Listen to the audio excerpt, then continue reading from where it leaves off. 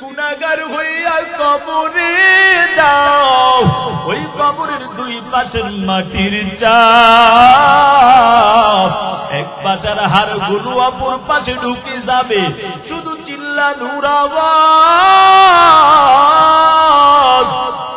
এমন ভয়ঙ্কর অবস্থা হয়ে দাঁড়াবে।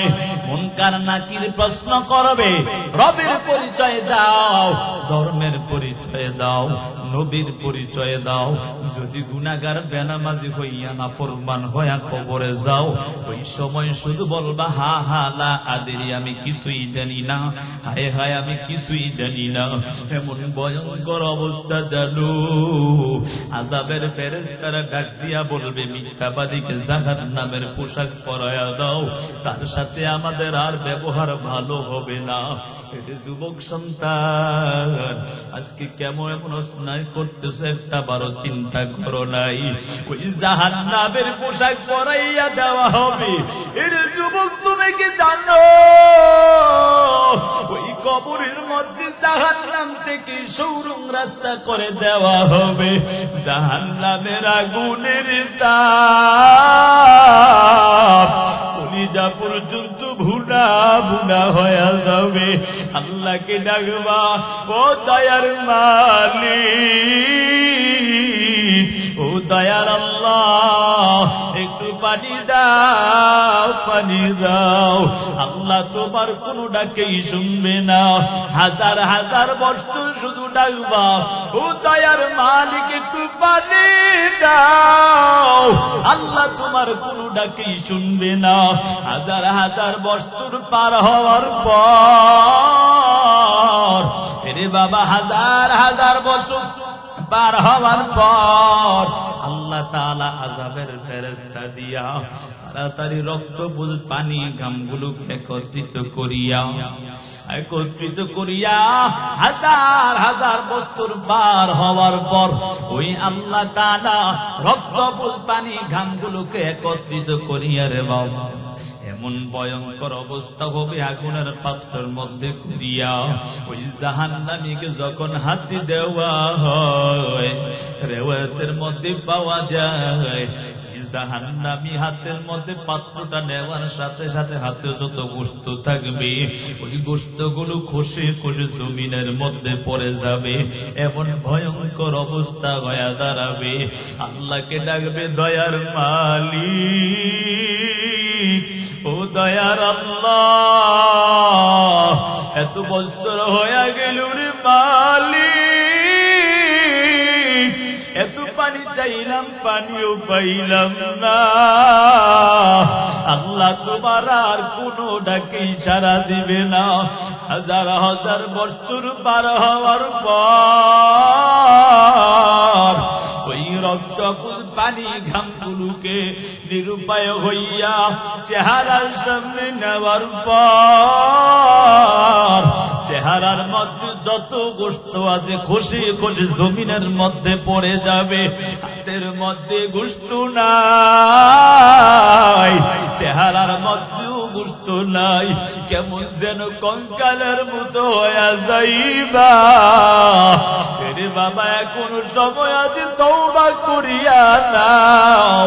আল্লাহ তাআলা এই কথাই বলে, ইয়া আইয়ুহাল্লাযীনা আমানু তুবু ইলাল্লাহি তাওবাতান নাসুহা আসা রাব্বুকুম আইয়ুকাফিরা আনকুম সাইয়্যাতিকুম ওয়া ইউদখিলাকুম জান্নাত তাজরি মিন তাহতিহাল আনহার। আল্লাহ তাআলা ডাক দিয়া বলবে, এরে ইমানদারের দল, তওবা করো, আন্তরিকতার সাথে তওবা করিয়া নাও। ও আল্লাহ, জীবনে যত অন্যায় করেছি আর অন্যায় করব না। ও আল্লাহ, জীবনে যে অন্যায় করেছি এই অন্যায় এখন থেকে ছেড়ে দিব, আর অন্যায় করব না, তওবার উপর মজবুত হয়ে চলো। আল্লাহ বলেন যদি খাঁটি দিলে তওবা করতে পারো, আসা রাব্বুকুম আইয়ুকাফিরা আনকুম সাইয়্যাত।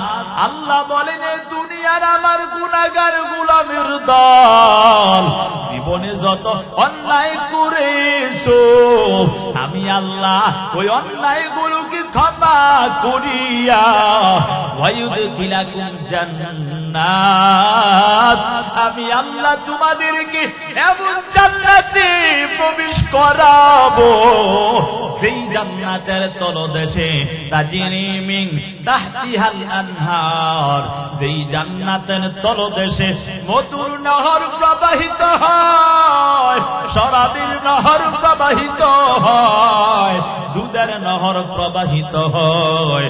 রে বাবা ওই জান্নাতের মধ্যে এত শান্তি, এত শান্তি, যেই জান্নাতে একবার ঢুকলে আর বের হতে মনে চাইবে না।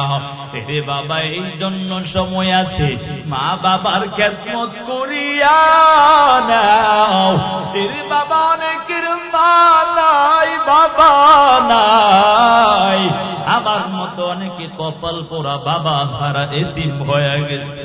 রে বাবা আমি প্রত্যেকটা মাহফিলে আমার এই কথা স্মরণ হয়ে যায়।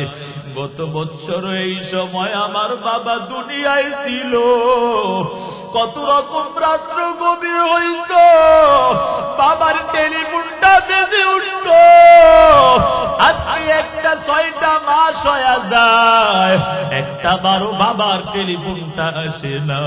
মাঝে মাঝে প্রোগ্রামের সুবাদে যখন বাসায় যাই তাকায়া দেখি বাবার রুমটা খালি, বাবার পোশাক গুলো আগের মতো পরে আছে, বাবা নাই। মাঝে মাঝে মনে চায় ইজাটা বলিয়া একটা বাবা কি ডাক দে, কিন্তু একটা বারো ডাকের সারা তো দিবে না রে বাবা।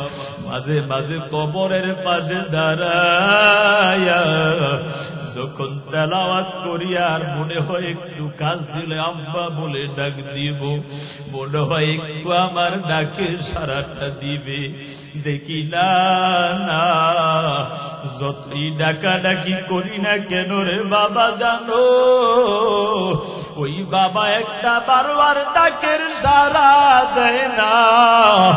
রে বাবা এমনি বলি না, চোখের পানি এমনি আসে না। 7 জন খলিফা, সবচেয়ে প্রধান 4 জন খলিফা ছিলেন আবু বকর, ওমর, ওসমান, আলী। 7 জনের ইতিহাস যদি আমরা ইতিহাসে একটু লক্ষ্য করি কেমন কান্নার কান্না। খলিফাতুল মুসলিমিন ওমরের কান্নার ইতিহাস যদি আমরা লক্ষ্য করি কেমন কান্না, সারাটা জীবন কান্না করলেন। ঈদের আনন্দ, সবাই আনন্দ উৎসব পালন করবে। ঈদের আনন্দ করার জন্য মুসলমানের কয়টা আনন্দের দিন? দূরে বলেন কয়টা আনন্দের দিন?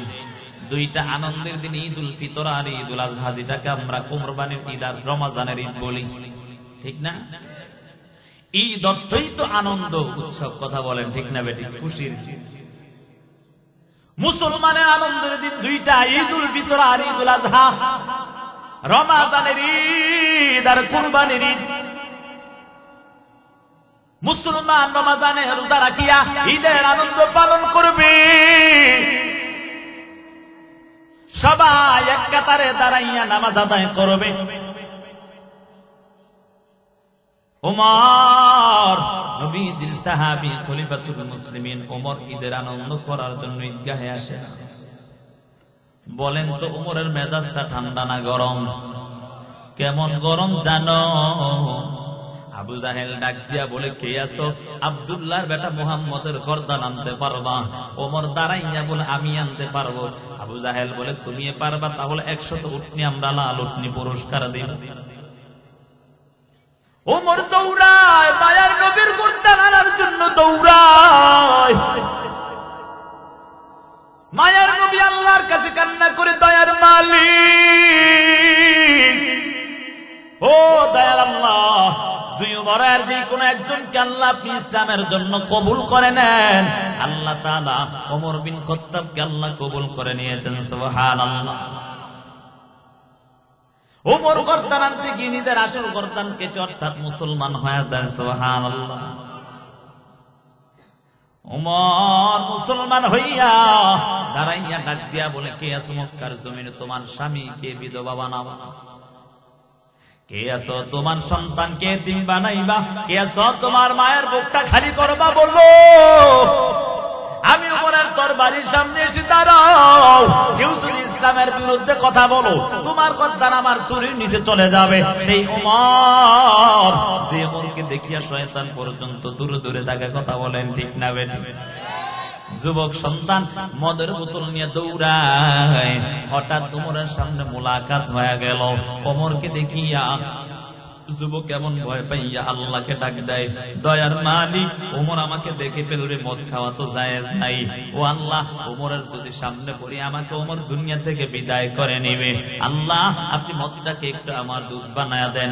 আল্লাহকে ডাকতে দেরি হয়, আমার রব তার ডাকটা কবুল করতে দেরি হয় না। ওমরকে এত ভয় পাইতো জানো? সেই ওমর যখন ঈদগাহে আনন্দ করার জন্য ঈদগাহে নাই, বলেন তো আপনাদের এলাকার বড় ঈদগাহের মধ্যে যদি ইমাম সাহেব না থাকে হালাত কেমন হবে? সব সাহাবায়ে কেরাম তাকায়া দেখতেছি ওমর নাই, ওমর নাই। সবার মনের মধ্যে একটা আতঙ্ক শুরু হয়ে গেল, খলিফাতুল মুসলিমিন ওমর কেন আজকে নাই? তার কারণটা কি? কিছুই তো বুঝতে পারলাম না। ওমরের মেজাজ কিন্তু গরম, এজন্য সবাই চিন্তায় পড়ে গেল, কেন ওমর আসে না, কোন কারণে আসে না? সাহাবায়ে কেরামের মধ্যে একজন বয়োবৃদ্ধ সাহাবী হযরত সালমান ফারসি রাদিয়াল্লাহু তাআলা আনহু, সালমান ফারসি রাদিয়াল্লাহু তাআলা আনহু মিলিয়া আর কয়েকজন সাহাবায়ে কেরাম মিলিয়া ওমরের বাসার দিকে রওনা হয়ে গেল। আনন্দের দিন, মানুষ তো আনন্দ করবে, মুসলমানরা আনন্দ করবে। কেন কেন আজকে ওমর নাই? তাড়াতাড়ি ওমরের বাসায় যাও। ওমর কোথায় চলে গেল? সাহাবায়ে কেরাম ওমরের বাসার সামনে হাজির। তাকাইয়া দেখে ওমরের কেমন যেন ঘর থেকে গুনগুন করে কান্নার আওয়াজ। ওমরের কান্না দেখিয়া যে কয়েকজন সাহাবী ওমরের কাছে আসলেন সংবাদ নেওয়ার জন্য, তারাও ভয় পেয়ে গেল। আজকে আনন্দের দিন, ওমরের ঘর থেকে কেন কান্নার আওয়াজ আসে? সবাই চিন্তায় পড়ে গেল। হযরত সালমান ফারসি রাদিয়াল্লাহু তাআলা আনহু তিনি ডাক দিলেন, খলিফা ওমর, আপনি কেন আজকে ঈদগাহে আনন্দের দিন আনন্দ করার জন্য যান না? ওমর কেমন যেন চিল্লায় বলে, এরে সাহাবায়ে কেরাম শুনো, আমি কিসের আনন্দ করব? আমি কি জন্য আনন্দ করব? রমাদানের ঈদ, এই জন্যই তো আনন্দ করব। বলে হ্যাঁ। বলে কেন আপনি আনন্দ করার জন্য আসেন না? তার কারণটা কি? ডাক দিয়া বলে, এ সাহাবায়ে কেরাম শোনো, আমি যে রমাদানের রোজা রাখলাম, সেই রোজা আমার কবুল হয়েছে কিনা আমার তো জানা নাই। আমার রব যদি ডাক দিয়া বলে, এরে ওমর, তুমি যে রমাদানের রোজা রাখছো, একটা রোজাও আমি আল্লাহর কাছে পৌঁছায় না, তখন আমি আমার রবের কাছে কি জবাব দিব?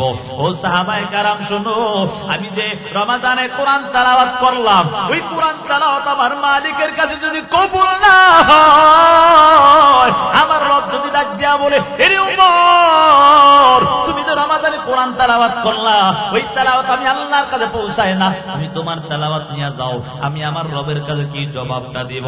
ও সাহাবায়ে কেরাম, আমি তো রমাদানে তারাবিহের নামাজ আদায় করলাম, সেই তারাবি আমার কবুল হয়েছে কিনা আমার তো জানা নাই।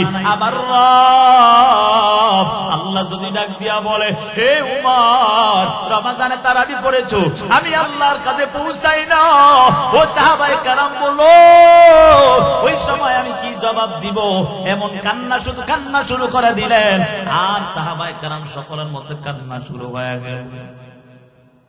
এজন্য বাবা, অন্তরে যদি আমার মাওলার ভয় থাকে তাহলে কখনো অন্যায় কাজে লিপ্ত হতে পারবা না। এর যুবক সন্তান অন্যায় কাজ করিয়া আজকে জীবনটা ধ্বংস করে দিয়েছে। মায়ের ভয় করিয়া, বাবার ভয় করিয়া মোবাইলের গুনায় লিপ্ত হয়ে গেল, দরওয়াজাটা আটকায়া। কেউ দেখে না দুনিয়ার জমিনে, তোমাকে কেউ দেখতে পায় না। তোমার মা দেখবে তোমার ইজ্জত নষ্ট হয়ে যাবে, তোমার বাবা দেখবে ইজ্জত নষ্ট হয়ে যাবে। এই জন্য রাত্র গভীর দরওয়াজাটা আটকে দিয়েছিল যুবক। এমন অবস্থার মধ্যে তোমাকে কেউ দেখতে পায় না, একজন দেখে তিনি হলেন আমার আল্লাহ। এই অবস্থায় যদি তোমার কানে হেডফোন লাগাইয়া ঘুমায়া গেছো, এই অবস্থায় যদি আজরাইল হাজির হয়ে যায়, মায়ার নবী হাদিসের মধ্যে জানায়া দেন, তামুতুনা কামা তামুতুন তামুতুনা কামা তাহিয়াউন। তোমার দুনিয়ায় চলন যেমন হবে, মরণ কিন্তু তোমার তেমন হবে। মরণ যেমন হবে, হাসর কিন্তু তোমার তেমন হবে। এরে বাবা, আজকে চিন্তা করো, মায়ের ভয় করিয়া দরওয়াজাটা আটকে দিয়েছিল যুবক। কেন? তোমার সবাই দেখলো তোমার লজ্জা হবে, এই জন্য তোমার সম্মান কমে যাবে। ওই হাসরের ময়দানে কোটি কোটি মানুষের সামনে যখন তোমাকে গুনাহগার বলিয়া ডাক দিবি, এই অবস্থা হয়ে যাবে। এরে যুবক সন্তান, আজকে কেন তুমি অন্যায় কাজে লিপ্ত হয়ে গেছো? সাবধান হয়ে যাও, আমার আল্লাহর আযাব সহ্য করার কারো এক সেকেন্ডের ক্ষমতা নাই। কেন আজকে অন্যায় কাজে লিপ্ত হয়ে যাও? খলিফাতুল মুসলিমিন উমর সারাটা দিন রাষ্ট্র পরিচালনার কাজে দায়িত্বে থাকতেন। মাঝে মাঝে তিনি তার বের হইতেন, তিনার এলাকার মধ্যে কোনো অস্টল কোন সমস্যা আছে কিনা। ওমর সদ্য বেশে বের হইয়া যখন ঘুরতেছে, ঘুরিয়া ঘুরিয়া তাকায় দেখতে পায় একজন রাখাল বকরি চড়াচ্ছে। ওমর সদ্য বেশে গিয়া বলে, এরে রাখাল ভাই, তোমার কাছে আমি আসছি একটা বিপদের মধ্যে পড়িয়া। বলে, কি এমন বিপদের মধ্যে পড়েছো? বলে, আমি সফরে বের হইলাম, আমার বড় ক্ষুধা লাগছে, তোমার যে বকরি গুরু দেখা যায় ওখান থেকে তোমাকে আমাকে একটু দুধ দিবা কিনা? রাখাল ডাক দিয়া বলে, রে আগন্তুক মুসাফির শুনো, আমি তো এই বকরির দুধের মালিক না, আমি মাত্র চড়ানোর মালিক, আমি দুধের মালিক না। আমি চড়ানোর মালিক, দুধের মালিক না, আমি তোমাকে দিতে পারবো না। বলে, না হয় তোমার এখান থেকে একটা আমাকে বকরি হাদিয়া দাও। রাখাল বলে, রে আগন্তুক মুসাফির, না না, আমি তো একটা বারই বললাম আমি এই বকরির মালিক না, দুধের মালিক না, আমি রাখাল মাত্র চড়ানোর মালিক। ওমর বলে, এত বকরি দেখা যায়, এখান থেকে যদি তুমি আমাকে একটা বকরি দিয়া দাও তোমার মালিক বলতে পারবে না। রাখালের মধ্যে কেমন ভয়। রাখাল ডাক দিয়া বলে, রে আগন্তুক মুসাফির, ইয়া হাযা ফাইনাল্লাহ, এর আগন্তুক মুসাফির বলো, তুমি যে এই কথা বলতেছো আমার মালিক দেখবে না, তাহলে বলো আমার আল্লাহ কোথায়? আমার আল্লাহ তো আমাকে তাকাইয়া দেখতেছে, কেমন করে আজকে আমি তোমাকে বকরিটা দিয়া দিব? এর যুবক সন্তান, দেখো তাকাইয়া দেখো একটা রাখালের মধ্যে কেমন ভয়, মাওলার ভয়। যদি আজকে আমার আপনার মধ্যে আল্লাহর ভয় থাকতো রে বাবা, কখন আজকে আমরা অন্যায় কাজে আমার আল্লাহর হুকুম অমান্য করে চলতে পারতাম না। তাকাইয়া কি দেখো না রে বাবা, খলিফাতুল মুসলিমিন উমর বয়ান করতেছে, বয়ানের মধ্যে সূরা রহমানের একটা আয়াত তেলাওয়াত করলেন, ওয়ালিমান খাফা মাকাম রাব্বিহি জান্নাতা। যারা আল্লাহর কাছে দণ্ডায়মান হওয়ার ব্যাপারে ভয় রাখবে, আমার আল্লাহ তাকে দুইটা জান্নাতের সুসংবাদ দিবে। সুবহানাল্লাহ। উমরের বয়ান শুনিয়া যুবক সন্তান অন্তরে অন্তরে তওবা করেছে। তওবা করিয়া যুবক সন্তান তওবা করিয়া তারপর যখন উমরের বয়ান শেষ হয়ে গেল, বাসার দিকে রওনা হয়ে গেল। বাসার দিকে রওনা হওয়ার পর পথের মধ্যে হঠাৎ একটা বেগানা নারীর সাথে মোলাকাত হয়ে গেল। বেগানা নারীর সাথে মোলাকাত হওয়ার পর ওই নারী যুবককে ডাক দিয়া বলে, যুবক সন্তান একটু দাঁড়াও দাঁড়াও। তোমার সাথে আমার কিছু কথা আছে। যুবক বলে, তোমাকে আমি চিনি না, কেমন ভাবে তোমাকে আমি তোমার সাথে কথা বলবো?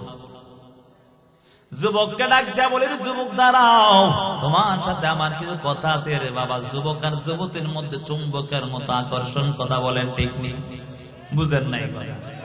আকর্ষণ দেখেই না মাঝে মাঝে গলায় রশি লাগায়। হ্যাঁ, একটু কমে ভলিউমটা বাড়াও তো। এরে বাবা, যে কথাটা বলতেছিলাম, যুবক আর যুবতীর মধ্যে চুম্বকের মতো আকর্ষণ, কথা বলেন ঠিক নেই? এজন্যই তো যুবকের যখন বয়স হয়ে যায় তখন চিন্তা করে মা বাপরে আর লাগে না, বলে আমার বিয়ে আমি করবো, তোমার সমস্যা কি? বুঝেন নাই?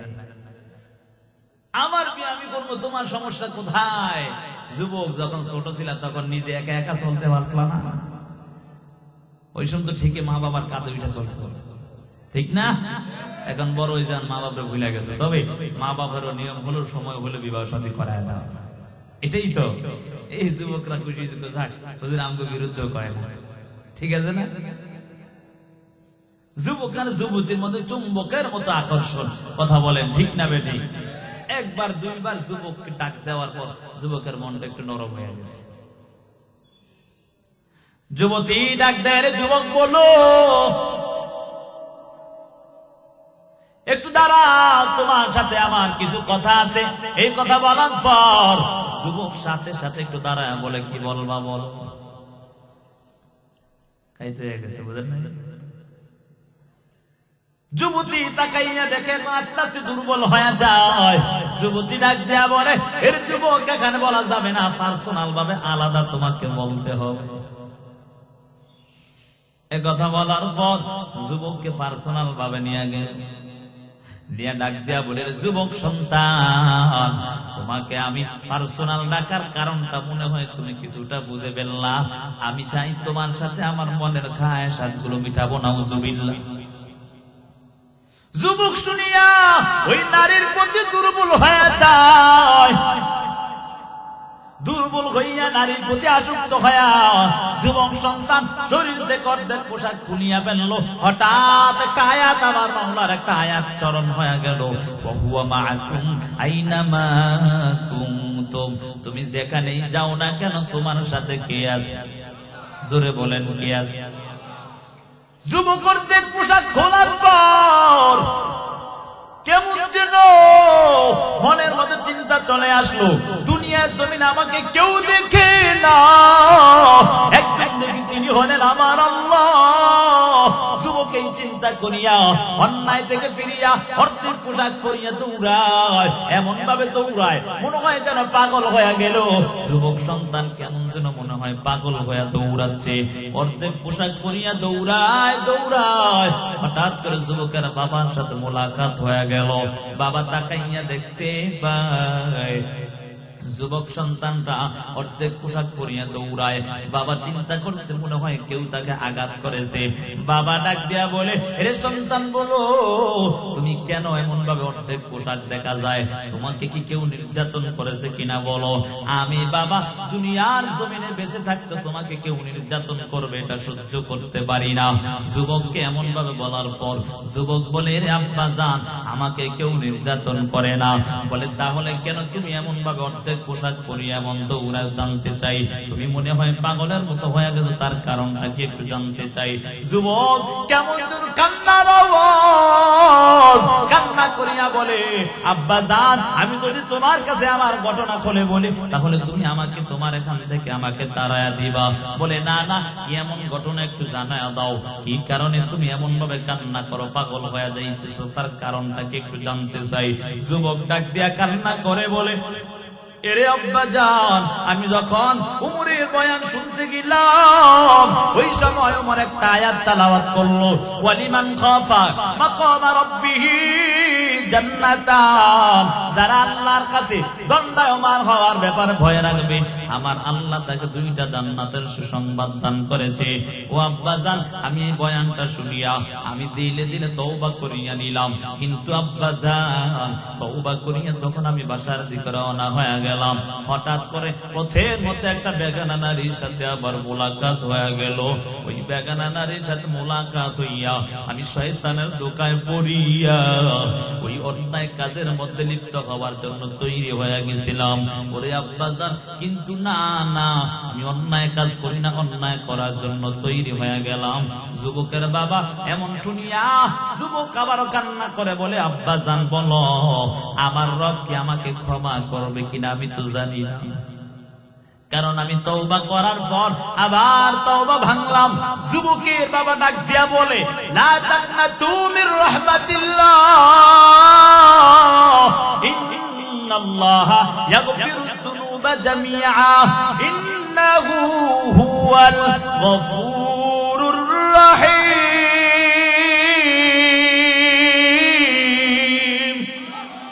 লা তাকনাতু মির রাহমাতিল্লাহ, আমার রবের রহমত থেকে নিরাশ হওয়ার কোন সুযোগ নাই। কারণ রব এমন একজন রব, যেই রব এমন একজন রব, দয়ালু আল্লাহ। ইন্নাল্লাহা ইয়াগফিরুয যুনুবা জামিআ, নিশ্চয়ই সে তোমাদের গুনাহকে ক্ষমাকারী। কথা বলেন ঠিক না ভাই? কেন ক্ষমা করবে? ইন্নাহু হুয়াল গফুরুর রহিম, নিশ্চয়ই সে গফুর, ক্ষমাশীল এবং দয়ালু হওয়ার কারণে। কথা বলেন ঠিক না? যুবকের বাবা ডাকতে বলে, যুবক সন্তান, চিন্তার কোনো কারণ নাই, তুমি আল্লাহর কাছে তওবা করো, আমার রব তোমাকে ক্ষমা করে দিবে। যুবক সন্তানের মনে তারপরও শান্ত হয় না। যুবক শুধু সারাদিন রাত্র কান্না করে, কান্না করে, বাসায় গিয়া খাবার নাই, কিছু নাই, সারাক্ষণ কান্না করে। একদিন, 2 দিন, 3 দিন পর হঠাৎ করে যুবক যখন না খায়, এমন অবস্থার মধ্যে কিতাবের মধ্যে পাওয়া যায়, আল্লাহর বান্দা যুবক সন্তানটা ভয় করতে করতে কলিজা ফাটিয়া দুনিয়া থেকে বিদায় নিয়ে চলে যায়। যুবক সন্তান কলিজা ফাটিয়া দুনিয়া থেকে বিদায় নেওয়ার পর মাও কান্না করে, বাবাও কান্না করে, ও দয়ার মালিক, আমার সন্তান নাই, সন্তানটা হারায় ফেললাম। ভাই বোন আত্মীয় স্বজন কান্না করে, আমার ভাই নাই। কেউ বলে আত্মীয় স্বজন নাই, সবাই কেমন যেন কান্নার আওয়াজ। কান্না করিয়া কাপন পরাইয়া জানাজা পরাইয়া দাফন করে ফেললেন। কয়েকদিন পর যুবকের বাবা আবার উমরের দরবারে গিয়া হাজির হয়ে গেল। উমরের দরবারে হাজির হইয়া এমন অবস্থার মধ্যে পয়গম্বরের সাহাবী উমর ওই যুবকের বাবাকে দেখিয়া ডাক দিয়া বলে, এরে চাচা বলো, আজকে কয়েকটা দিন হয়ে গেল তোমার সন্তানটা আমার কাছে আসে না। এই কথা শুনিয়া বৃদ্ধ লোকটা, যুবকের বাবাটা কেমন যেন কান্না শুরু করে দিলে। ওমর বলে, রে চাচা, আমি তো তোমাকে কোন এমন কথাও বললাম না যার কারণে তুমি কষ্ট পেয়ে যাইবা, কেন এমন কান্না কর? বৃদ্ধ চাচা বলে, এরে ওমর, তুমি যেই প্রশ্নটা করেছো, আমি যদি তোমার প্রশ্নের জবাব দিই, আমাকে মনে হয় তুমি এখান থেকে তাড়াইয়া দিবা। বলে, না না, তোমাকে তাড়াবো না। কি হয়েছে বলো? যুবকে বাবা কান্না জড়িত কণ্ঠে বলে, এরে খলিফাতুল মুসলিমিন উমর, আমার সন্তান তোমার এখানে বয়ান শুনতে আসলেন। বয়ান শোনার পর তুমি সূরা রহমানের একটা আয়াত তেলাওয়াত করলো। আয়াত শুনিয়া আমার সন্তানটা দিলে দিলে তওবা করিয়া, মনে মনে তওবা করিয়া বাসার দিকে রওনা হয়ে যায়। শয়তানের ধোঁকায় পড়ে অন্যায় কাজে লিপ্ত হওয়ার প্রস্তুতি নিলেন।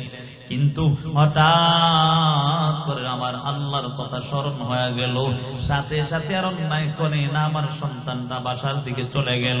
কিন্তু উমর আমার সন্তানটা এই ভয়টা করিয়া তওবা করেছে, আবার তওবাটা ভেঙে ফেলল।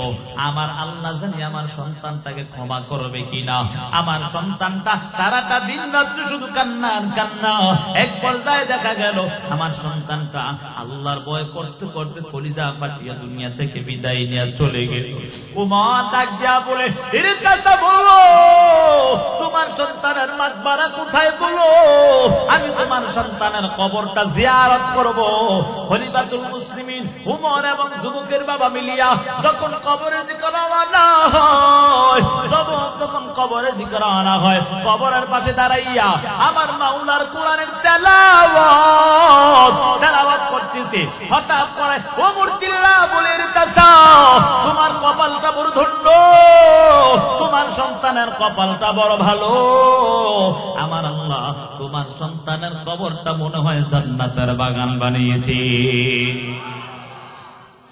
ওমর ডাক দিয়া বলেন, চাচা আমি যখন তোমার সন্তানের কবরের পাশে দাঁড়ালাম, দাঁড়াইয়া আমি কেমন যেন মাওলার কুদরত দেখতে পাই। আমার নাকের মধ্যে মাওলার কুদরতের নিদর্শন বলে আমি যখন কবরের পাশে দাঁড়াই, আমি কেমন যেন মাওলার জান্নাতের সুঘ্রাণ পাই। এজন্য যুবক সন্তান, যত জীবনে অন্যায় করেছো আর অন্যায় করার সুযোগ নাই রে যুবক সন্তান। জীবনে বহু অন্যায় করেছো, আর অন্যায় করার প্রয়োজন নাই। আমার রবের দিকে ফিরে আসো। তোমার রব ছাড়া আপনার দুনিয়ার জমিনে কেউ নাই। সবাই স্বার্থপর, স্বার্থ শেষ, সবাই তোমাকে ভুলিয়া যাবে। এরে যুবক সন্তান, আদরের স্ত্রী এত ভালোবাসে, যদি একদিন, 2 দিন, 1 মাস, 2 মাস টাকা দিতে না পারো, তোমার স্ত্রী তোমাকে সারিয়াও চলে যেতে পারে।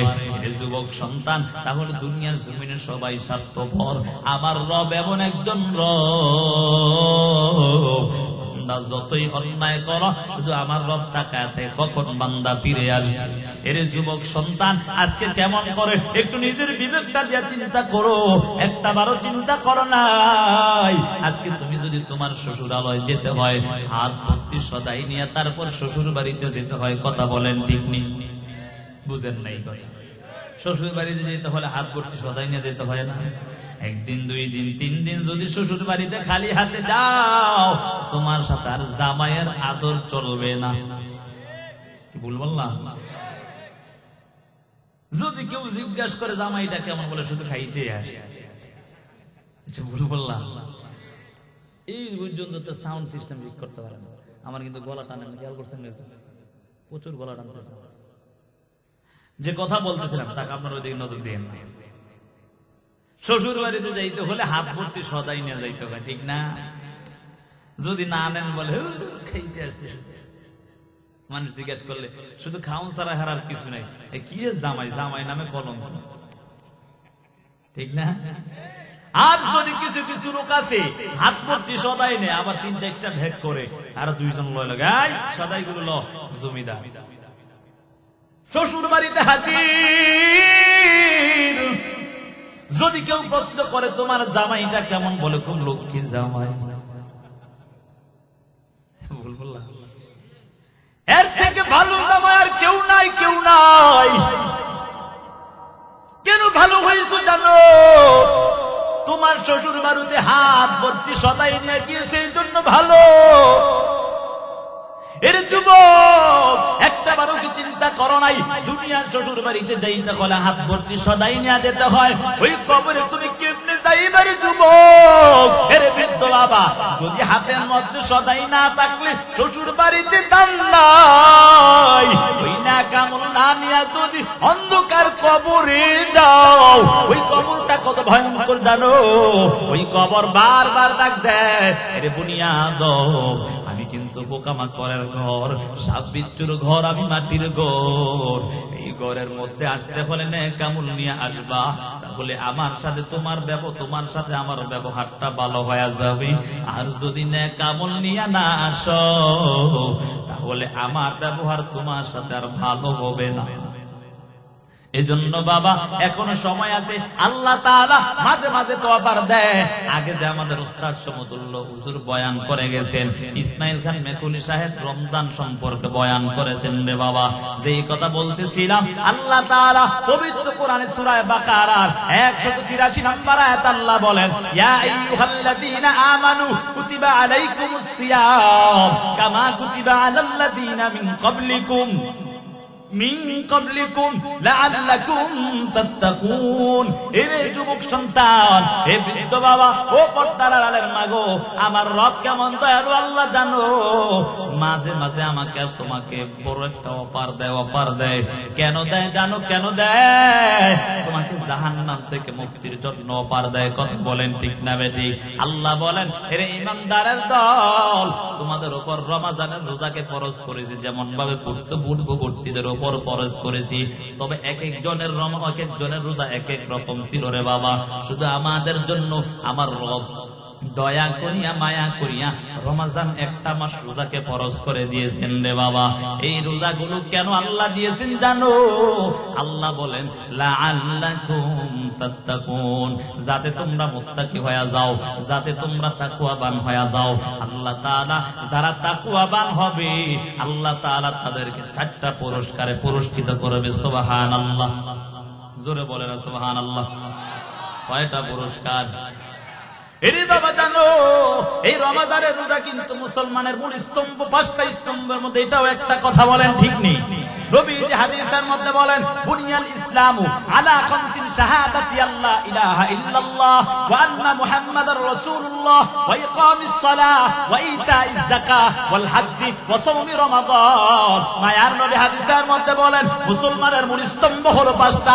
1 নাম্বার ঈমান, দ্বিতীয় নাম্বার হলো ওয়া ইকামিস সালাহ, নামাজ কায়েম করা, ওয়া ইতাইজ যাকাহ, যাকাত প্রদান করা, ওয়াল হজ্জ, নবীজি হাদিসের মধ্যে বলেন, 4র্থ নাম্বার হলো যার উপর হজ ফরজ হবে হজ আদায় করা। 5ম নাম্বার ওয়া সাওমি রমাদান, রমজানের রোজা রাখা। কথা বলে না? রমজানের রোজা রাখা। এই রমজানের রোজা রাখলে কি হবে? লাআল্লাকুম তাত্তাকুন, তোমরা মুত্তাকি হয়ে যাইবা। মুত্তাকি যদি হতে পারো, আল্লাহ তাআলা 4টা পুরস্কারে পুরস্কৃত করবেন। 28 নাম্বার পারায় সূরা তালাকের মধ্যে 2 এবং 3 নাম্বার, 4 এবং 5 নাম্বার আয়াতের মধ্যে আল্লাহ তাআলা 4টা পুরস্কারের কথা বললেন। সুবহানাল্লাহ। কেমন পুরস্কার জানো? যারা মুত্তাকি হয়ে যাবে, আমার মালিক আল্লাহ তাআলা ডাক দিয়া বলে, ওয়া মাইয়াত্তাকিল্লাহা ইয়াজআল লাহু মাখরাজা ওয়া ইয়ারযুকহু মিন হাইসু লা ইয়াহতাসিব ওয়া মাইয়াত্তাকিল্লাহা ইউকাফির আনহু সাইয়্যাতিহি ওয়া ইউযিম লাহু আজরা। আল্লাহ তাআলা 4টা পুরস্কার দান করেন। ওয়া মাইয়াত্তাকিল্লাহা ইয়াজআল লাহু মাখরাজা।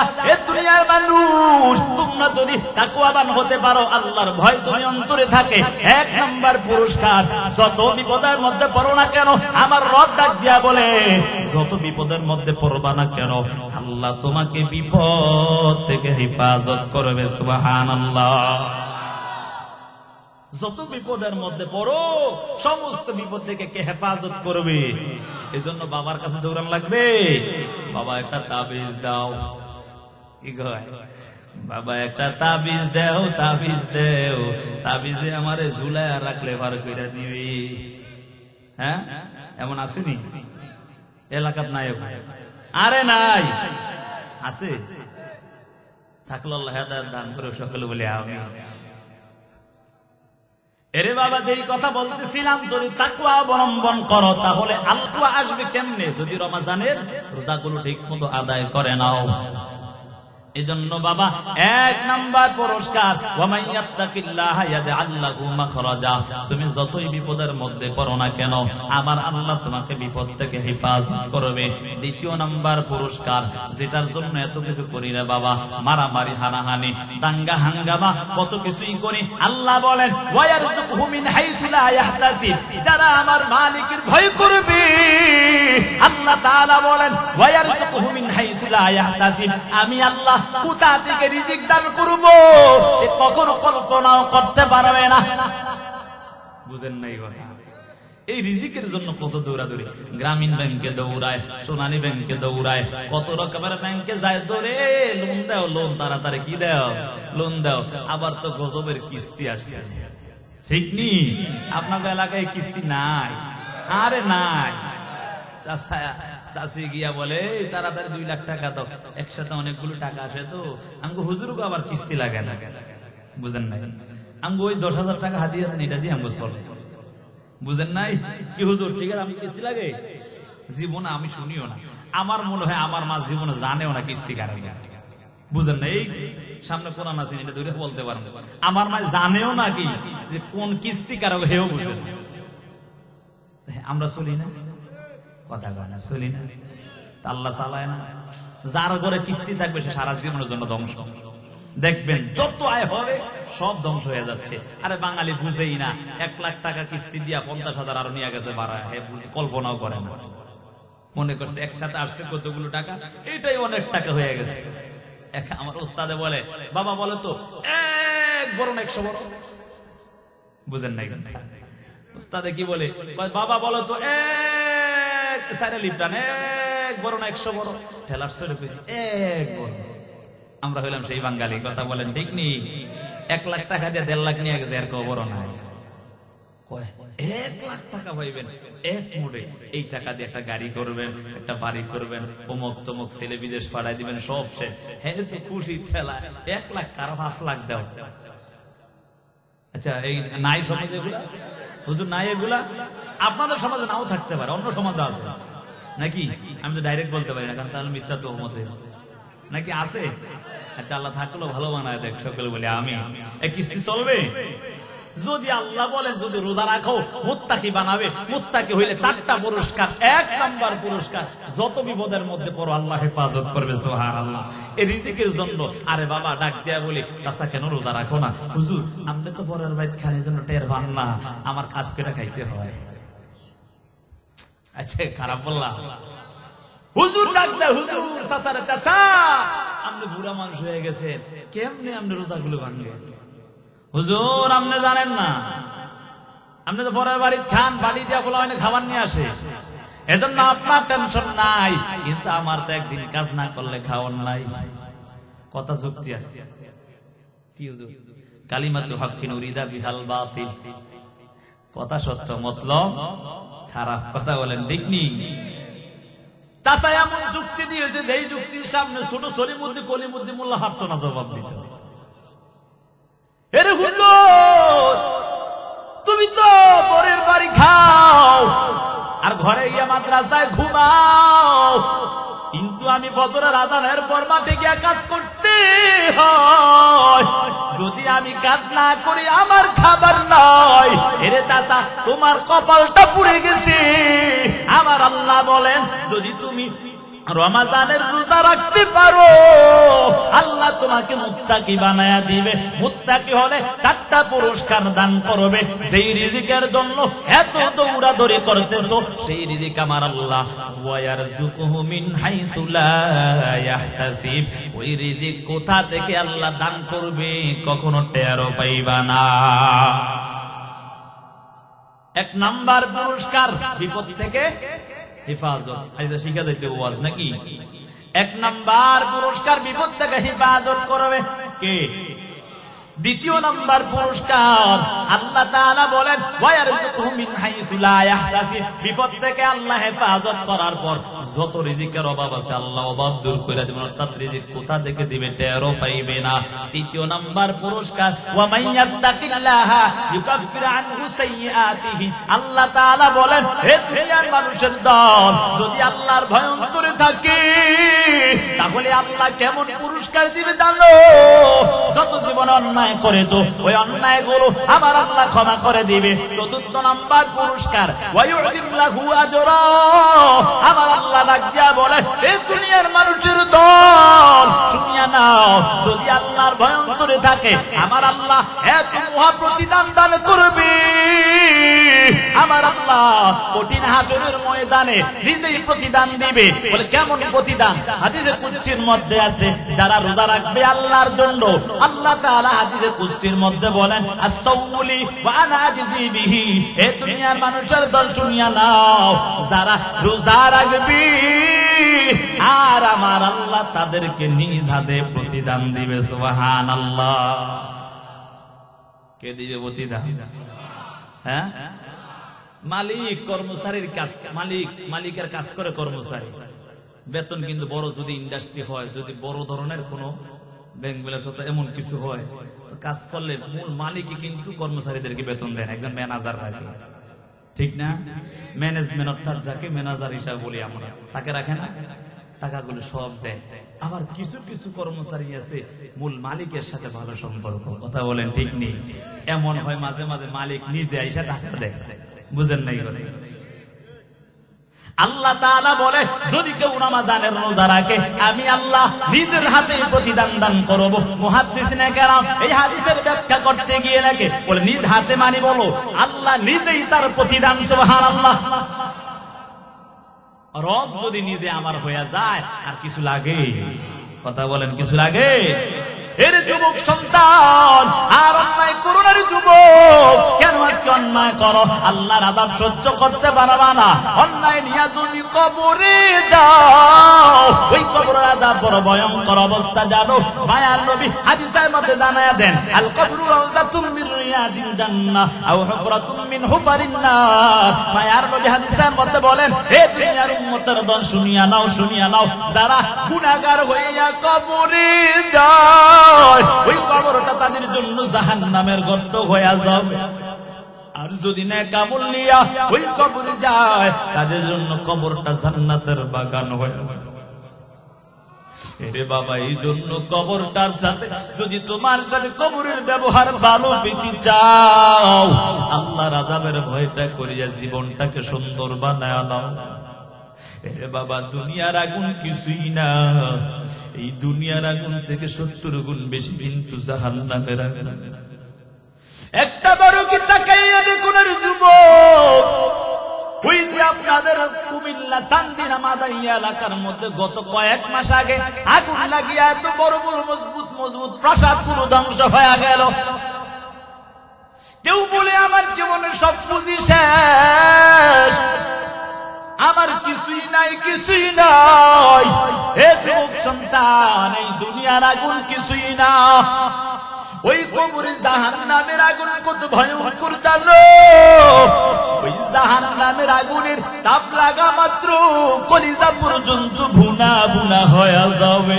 এর যুবক সন্তান, গুনাহগার হইয়া যদি কবরে যাও ওই কবরের মধ্যে 70 থেকে 99টা সাপ নিযুক্ত করে দেওয়া হবে। ওই কবরের মধ্যে সাপ এমন ভাবে ধ্বংসন করবি এরে বাবা 70 গজ নিচে চলে যাইবা। হাদিসের মধ্যে আসছে ওই সাপ যদি দুনিয়ার জমিনে একটা বার শ্বাস পালাইতো তাহলে কিয়ামত পর্যন্ত কখনো গাছপালা তরুলতা জন্মাইতো না। এরে বাবা, এমন ভয়ঙ্কর অবস্থা হয়ে দাঁড়াবে। এরে কলিজার টুকরা যুবক সন্তান, আজকে মা বাবাকে কত কষ্ট দিয়েছে রে যুবক। আর অন্যায় করো না, মা বাবার কাছে অকাত্য আচরণ করিও না। ওই মা বাবা দোয়া করলে যেমন আমার মালিক কবুল করিয়া নেয়, আর যদি ওই মা বাবা একবার বদদুয়া দিয়া দেয় জাহান্নাম ছাড়া উপায় হবে না।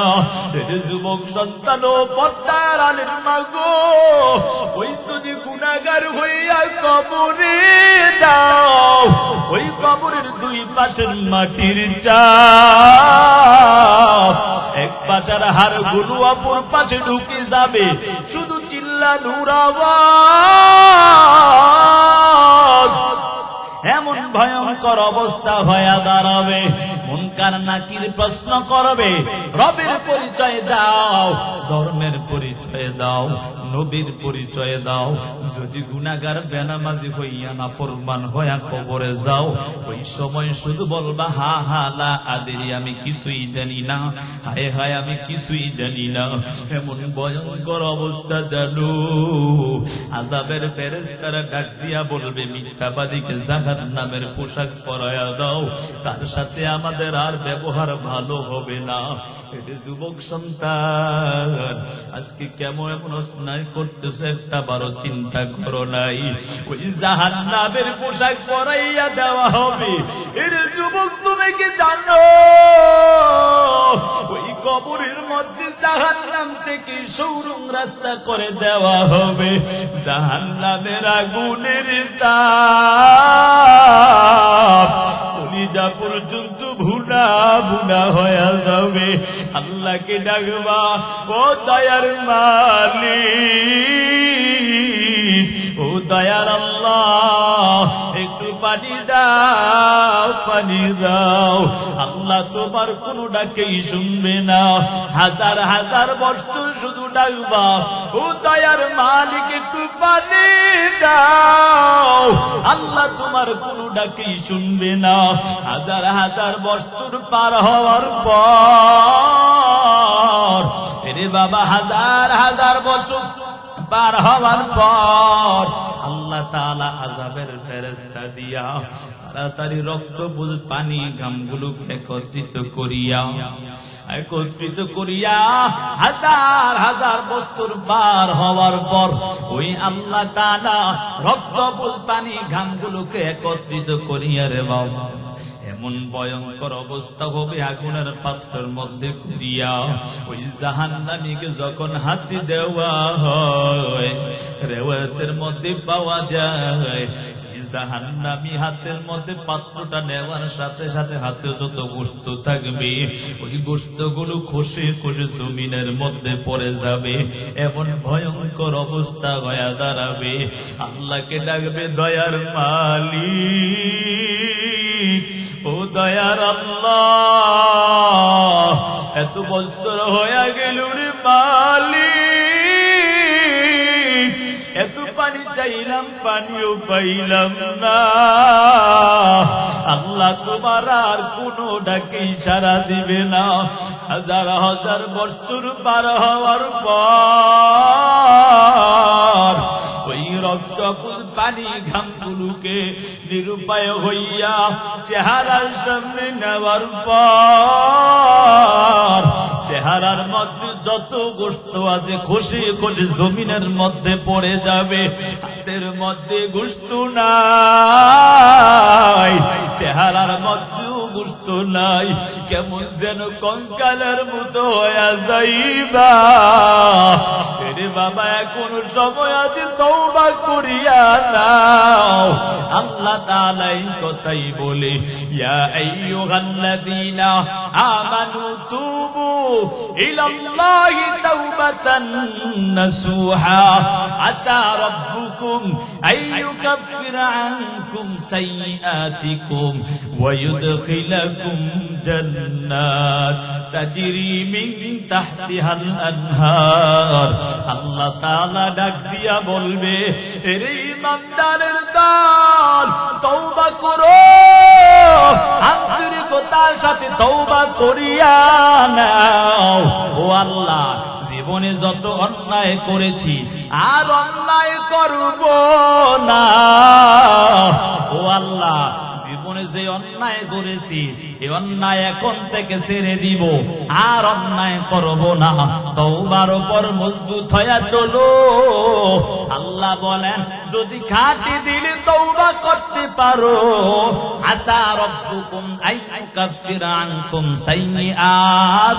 আল্লাহ বলেন এই দুনিয়ার আমার গুনাহগার গোলামের দল জীবনে যত অন্যায় করেছো আমি আল্লাহ ওই অন্যায়গুলোকে ক্ষমা করিয়া ওয়ায়ুদখিলাকুম জান্নাত, আমি আল্লাহ তোমাদেরকে এমন জান্নাতে প্রবেশ করাবো যেই জান্নাতের তলদেশে তাজরি মিন তাহতিহাল আনহার, যেই জান্নাতের তলদেশে মধুর নহর প্রবাহিত হয়, শরাবের নহর প্রবাহিত হয়, দুধের নহর প্রবাহিত হয়। রে বাবা ওই জান্নাতের মধ্যে এত শান্তি, এত শান্তি, যেই জান্নাতে একবার ঢুকলে আর বের হতে মনে চাইবে না। রে বাবা এই জন্য সময় আছে, মা বাবার খেদমত করিয়া নাও। রে বাবা অনেকের মা নাই, বাবা নাই, আমার মতো অনেকে কপাল পোড়া বাবা হারা এতিম হয়ে গেছে। রে বাবা আমি প্রত্যেকটা মাহফিলে আমার এই কথা স্মরণ হয়ে যায়। গত বছর এই সময় আমার বাবা দুনিয়ায় ছিল, কত রকম রাত্র গভীর হইত, বাবার টেলিফোনটা বেজে উঠত। আজকে একটা 6টা মাস হয়ে যায়, একটা বারো বাবার টেলিফোনটা আসে না। মাঝে মাঝে প্রোগ্রামের সুবাদে যখন বাসায় যাই, তাকায়া দেখি বাবার রুমটা খালি, বাবার পোশাক গুলো আগের মতো পড়ে আছে, বাবা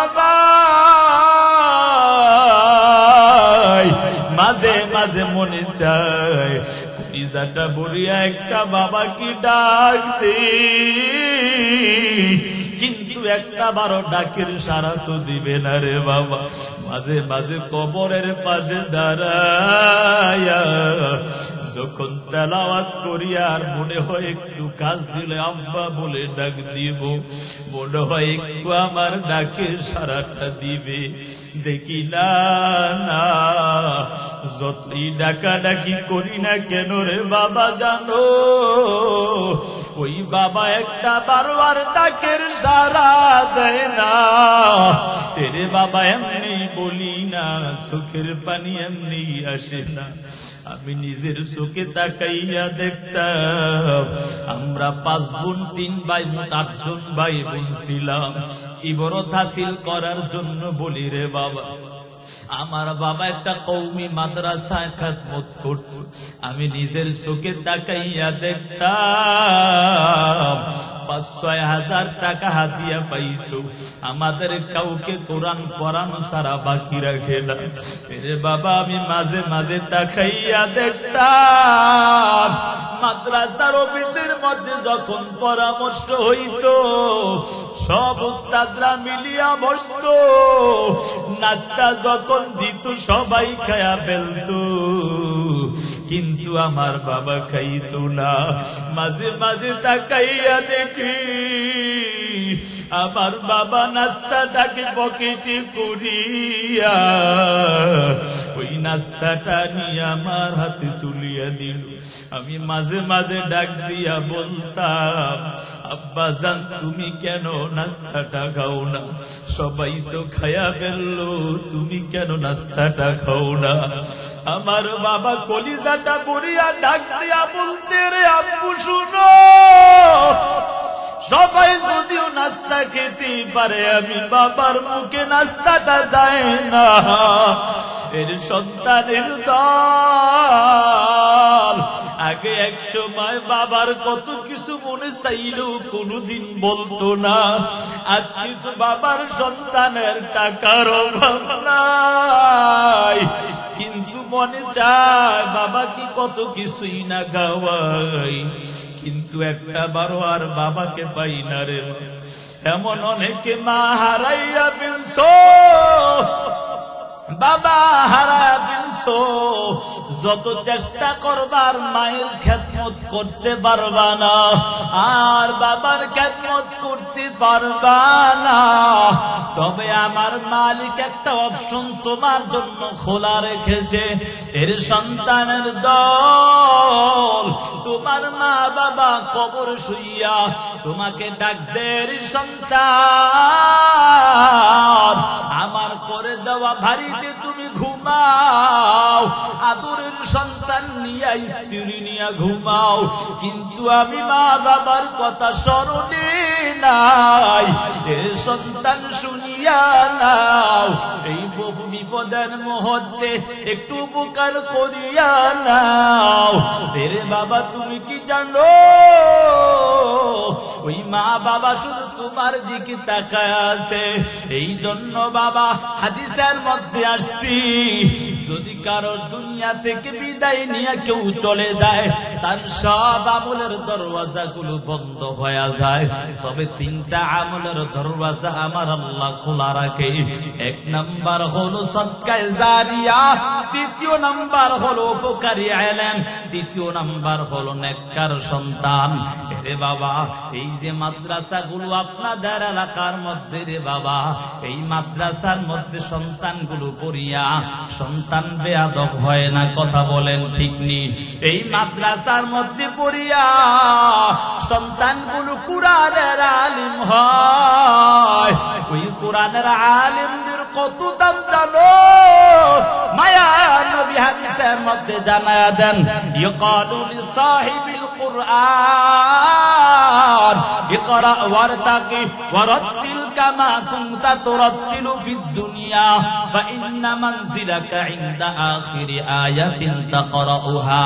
মায়ার নবী হাদিসের মধ্যে বলেন, যারা কোরআন ওয়ালা হয় তাদেরকে আমার মালিক হাসরের ময়দানে ডাক দিয়া বলবেন, কোরআন ওয়ালা আয়াত 6666 আয়াত মতান্তরে তেলাওয়াত করবি। বলে দুনিয়ার জমিনে যেমন তারতিল সহকারে তেলাওয়াত করেছো, এখানেও তেলাওয়াত করো আর করতে থাকো। এক এক আয়াত তেলাওয়াত করবি আর এক এক সিঁড়ি করে উপরে উঠতে থাকবি। রে বাবা, এমন সন্তান কার না প্রয়োজন রে বাবা?